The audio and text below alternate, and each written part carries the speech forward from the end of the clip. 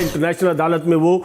مقدمہ جو ہے وہ چلایا جاتا ہے اور اس کے بعد پاکستان پہ 6,000 ارب ڈالر کا جو ہے وہ ایک جرمانہ عائد کیا جاتا ہے۔ Hello friends, Jai Hind, how are you guys? Hindustan special میں سواگت۔ ورلڈ بینک نے پاکستان پر 6 بلین ڈالرز کا جرمانہ لگا دیا ہے۔ ریکوڈک کیس میں پاکستان کو 6 بلین ڈالرز پینلٹی کے روپ میں دینے پڑیں گے۔ ہوا کچھ یوں کہ ایک انٹرنیشنل کمپنی کو بلوچستان میں سونے اور تانبا نکالنے کا کانٹریکٹ دیا گیا، لیکن بعد میں پاکستان اس کانٹریکٹ سے مکر گیا، جو کہ ہمیشہ اس کی عادت ہے۔ پاکستان کو یہ کمپنی ورلڈ بینک کے ایک وبھاگ international centre of settlement of investment dispute میں لے گئی، جس کا فیصلہ پچھلے دنوں آیا کہ پاکستان کو 6 ارب ڈالر اس کمپنی کو دینے پڑیں گے۔ پاکستان کے حالات پہلے سے ہی پتلے ہیں۔ آج کی ویڈیو میں منصور خان اور اس کے پینل نے اور کیا کہا، so guys let's start this very interesting video. Thank you. لیکن پاکستان کی ترقی کی رفتار یا پاکستان کی آج کی جو بدحالی ہے، اس سے بھی انکار نہیں کیا جا سکتا۔ اس میں کیا عوامل شامل ہیں؟ خاص طور پہ ریکوڈک کا معاملہ جو ہے وہ بہت زیادہ منظر عام پہ رہا۔ اس حوالے سے جو ہے وہ ماضی میں بہت زیادہ پیش رفت بھی دیکھنے میں آئی۔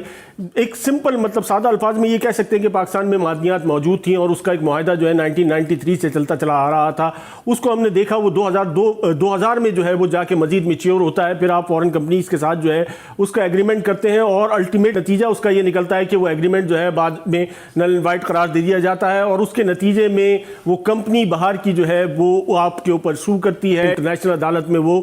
مقدمہ جو ہے وہ چلایا جاتا ہے اور اس کے بعد پاکستان پہ 6,000 ارب ڈالر کا جو ہے وہ ایک جرمانہ عائد کیا جاتا ہے۔ اور آج پاکستان کی حکومت کا یہ موقف ہے کہ اس جرمانے کے بعد پاکستان گورنمنٹ جو ہے وہ اس تمام تر معاملات کو آؤٹ سائڈ دا کورٹ جا کے جو ہے وہ سیٹلمنٹ کی بات کر رہی ہے، اور اس کے نتیجے میں ہونے والا کیا ہے یقیناً شاید اس سے کچھ زیادہ مختلف نہیں ہوگا کہ یہ تمام تر جو نقصانات اس دوران آپ نے برداشت کیے ہیں اس کو پے کرنا پڑے گا، اور اس کے نتیجے میں یہ ہوگا کہ وہ کمپنی کو دوبارہ جو ہے وہ شاید ان کر دیا جائے گا اور وہ شاید سستے نرخوں میں یہ معاہدہ دوبارہ جو ہے وہ وہیں ہم جہاں سے چلے تھے وہیں جا کے دوبارہ کھڑے ہوں گے۔ اس معاملے سے متعلق پاکستان کی صورتحال، پاکستان میں ایسی کیا چیزیں تھیں کہ جس کی بنیاد پر ہم شاید یہ ایگریمنٹ واقعی جو ہے وہ صحیح بنیادوں پر نہیں کر سکے، یا اس کے بعد اگر اس کو نل اینڈ وائڈ قرار بھی دے دیا تھا اور اس کمپنی سے اپنا معاہدہ ختم بھی کر لیا تھا، تو کیوں ہم اپنے مقدمے کو اس طریقے سے نہیں چلا سکے کہ جس سے پاکستان کو جو ہے وہ اس نقصان سے بچایا جا سکتا۔ آپ کی طرف آنا چاہوں گا، یہ پاکستان میں اس قسم یہ ایک مجموعی صورتحال ہے۔ ریکوڈک کے معاملے کو اگر ہٹا بھی دیں تو ایک مجموعی طور پہ جو پاکستان کے ذہن کی عکاسی ہے وہ اس سے کچھ زیادہ مختلف نہیں ہے۔ پاکستان میں یہی سب کچھ ہوتا رہتا ہے اور الٹیمیٹ نقصان جو ہے وہ پاکستان کا ہوتا ہے۔ انفارچونیٹلی ہمارے جو لوگ ہیں منڈ پیپل،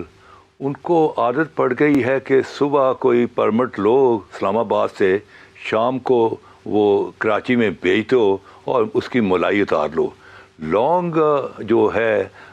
پیریڈ انویسٹمنٹ کا ہم نے انفارچونیٹلی کانسیپٹ ہی نہیں بنایا، کیونکہ مائننگ جو ہے اس سے لانگ اس کی ہوتی ہے، ریٹرن ہوتی ہیں۔ رسول صاحب، یہ سارا پروسیس تو ہوا تھا، لیکن یہ اتنے سارے لوگ جو اس کے خلاف جو پٹیشن میں گئے، اس کا کیا مقصد تھا؟ اس سے کیا حاصل اصول ہونا تھا؟ نتیجہ تو آپ کے سامنے ہے۔ دیکھیں، بات یہ ہے کہ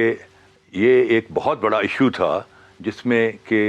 بہت سارے لوگ انوالو تھے، تو وہ سب کے سب جو تھے انہوں نے اس کو ایز اے ایشو وہ سپریم کورٹ میں جوائن کر گئے۔ لیکن انفارچونیٹلی جو ہمارا اس وقت چیف جسٹس تھا، اس کو ہی didn't have the foggiest understanding of what is mining. اگر اس کو نہیں پتا تھا تو ججز کو ہر چیز نہیں پتا ہوتی، کوئی ججز فرشتے نہیں ہوتے، لیکن وہ دین دے لین on the advice of expert, they call them as a friend of the court and they get assistance from them کہ بھائی یہ اس کا ٹیکنیکل اسپیکٹ کیا ہے، کیونکہ جج کا جو کام ہوتا ہے اس سے application of a just and fair mind, but وہ جسٹ اینڈ فیئر مائنڈ کی اپلیکیشن جب ہوگی جب اس کے پاس فیکٹس جو ہیں وہ کمپلیٹ ہوں گے، تو اس کے سامنے فیکٹس وہ آئے ہی نہیں، تو جس نتیجہ یہ ہوا کہ اس نے جو فیصلہ کر دیا اس کو پھر 2012 میں جو اپنا بیرک گولڈ والے انہوں نے انٹرنیشنل کورٹ آف آربیٹریشن میں اس معاملے کو لے گئے. تو اس میں پھر آپ کو 6 بلین امریکن ڈالر کی پینلٹی لگ گئی جو کہ پریزنٹلی پوزیشن ہے. اور اب کچھ لائر کہہ رہے ہیں جی کہ اس کی اپیل کی جا سکتی ہے. بالکل اپیل بھی کی ہے. عرفان قادری صاحب کیا سمجھتے ہیں آپ اپیل میں بھی جا رہے ہیں, آؤٹ سائڈ سیٹلمنٹ کی طرف بھی جا رہے ہیں, یہ اس کا نتیجہ کیا نکلے گا؟ یہ جو ابھی قصوری صاحب نے انالیسس دیا میں بائی اینڈ لارج اسی سے اگری کرتا ہوں, اور اس میں صرف یہ ایڈ کرنا چاہتا ہوں کہ آپ نے چونکہ مجھ سے پوچھا کہ اس کا نتیجہ کیا نکلے گا, تو میں بتانا یہ چاہ رہا ہوں آپ کو کہ یہ جتنی بھی اس قسم کی انویسٹمنٹ انیشیٹوز ہوتے ہیں جہاں پہ کہ باہر کی کمپنیز انوالو ہوتی ہیں اور وہ ریاست پاکستان یا کسی ایسی کمپنی سے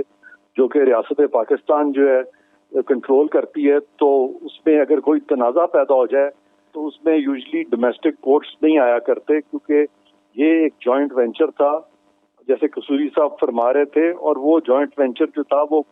بلوچستان ڈیولپمنٹ اتھارٹی اور ایک امریکن کمپنی تھی اس کے درمیان تھا. اور یہ سارا جو جوائنٹ وینچر ہے, اور آسٹریلین کمپنی بھی انہوں نے ذکر کیا, اور یہ جو سارا جوائنٹ وینچر ہے یہ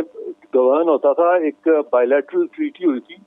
وہ اس کو کہتے ہیں Pakistan bilateral investment treaty with Australia 1993. اس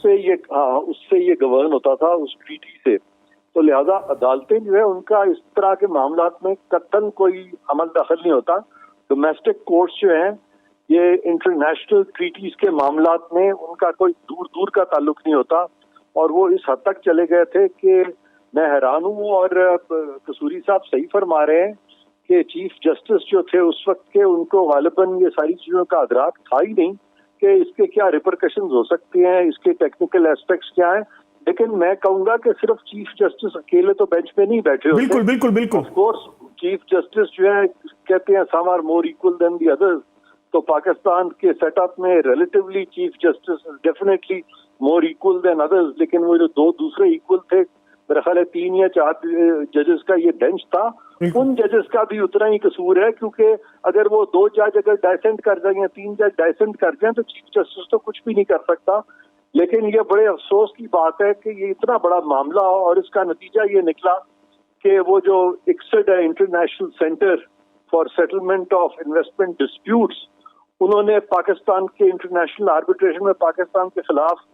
کوئی 5 بلین سے بھی زیادہ تقریباً کوئی $6.25 بلین کا انہوں نے ایک ڈیمیجز کا ایک آرڈر جاری کر دیا ہے اور اوارڈ کر دیے ہیں. تو یہ بہت سیریس چیز ہے, اس کو لائٹلی نہیں لیا جا سکتا.